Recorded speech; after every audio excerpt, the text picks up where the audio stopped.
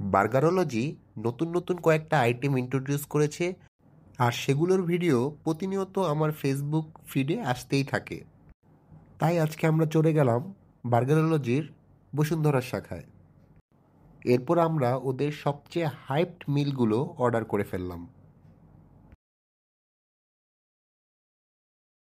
এটা ছিল তাদের loaded fries with crispy chicken, যার দাম ছিল ৩১০ টাকা। এই লোডেড ফ্রাইস ক্রিস্পি চিকেন দিয়ে ভরপুর ছিল, আর স্বাদও বেশ মজা ছিল। আর এটা ছিল চিকেন মিলানেস প্ল্যাটার, যার দাম ছিল ৪২৫ টাকা। এই প্ল্যাটারে ছিল চিকেন কাত, সতে মাশরুম আর সালাদ। আর এই পুরা প্লেটারটা, এর প্রত্যেকটা আইটেম যথেষ্ট মজা ছিল।